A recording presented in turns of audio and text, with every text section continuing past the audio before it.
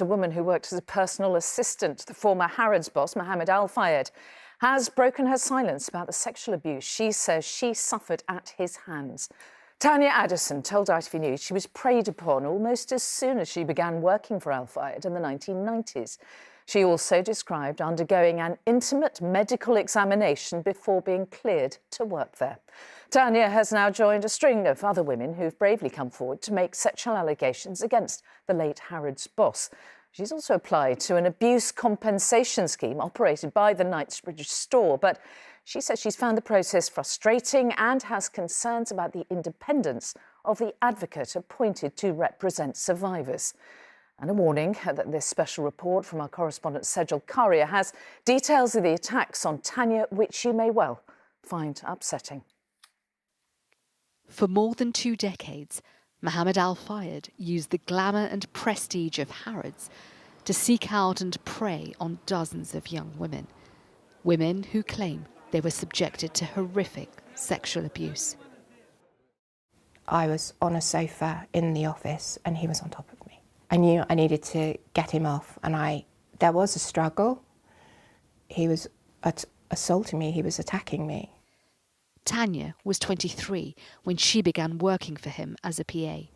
The abuse, she said, began almost immediately and ended several months later with him trying to rape her. I was very frightened. I didn't even ring and tell my parents. I just felt humiliated and really deeply ashamed. The office was far from a safe space, she told me, and she dreaded going in every day. Somebody would come out and say, Mr. Fayed would like you to go into his office. He would pull you down and make you sit on his lap. He would kiss you on the mouth. He would bring out wads of money and he would pull open your top and he would shove it down your top into your bra. How many times were you called in? It was regular, it was every week. She said she succumbed out of fear of a man with power and influence who presided over a toxic culture of secrecy, intimidation and the fear of repercussions. The network of people that he had around him to protect him was a terrifying environment, and it's not easy to explain that to someone unless you've been in it.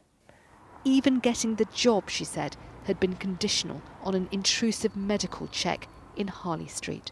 I was seeing his personal physician, who was called Dr. Anne Coxon, and she did a normal medical, but she also did a pelvic exam. She then told me that I had to have an HIV test. She said that I could refuse, but unfortunately I wouldn't be able to take up the position.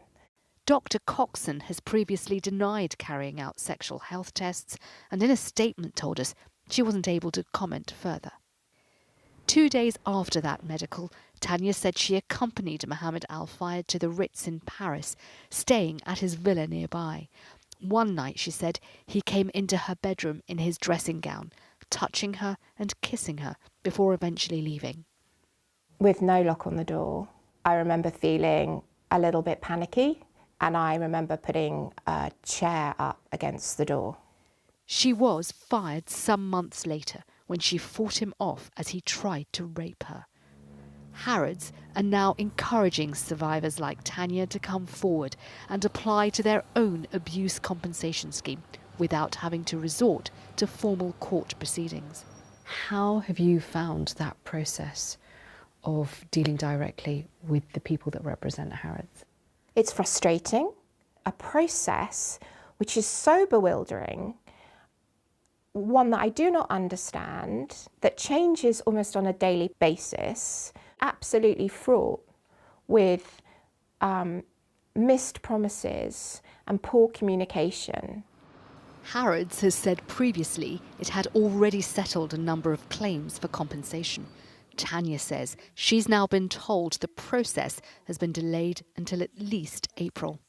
Harrods admits the delay, saying it's committed to a process that's quick but also robust, fair and transparent, and that it's been independently advised to consult on the scheme before rolling it out. Even appointing human rights campaigner Dame Jasvinder Sangera as an advocate for the survivors, who was previously hired by the Church of England to help them confront abuse allegations. But Tanya says this still doesn't give her confidence. When you're hired by Harrods and presumably remunerated by Harrods, how can that be independent? Who pays you, Dame Jasvinder? I am paid by Harrods, very open about that, just as I was paid by the Church of England when I was their independent survivor advocate. And for taking a very brave stand for survivors, they ultimately sacked me. The point here is, I take my independence very seriously, regardless of who pays me. I will raise my head above the parapet if I believe anything is not fair. The Church of England has previously denied it ignored abuse victims, and ITV News understands at least 4 other Harrods survivors believe Dame Jasvinder's role represents a conflict of interest. What would you say to them? Judge me by my integrity, judge me by my record. Look at my history of 30 years of working as a survivor advocate. I do not report back to Harrods.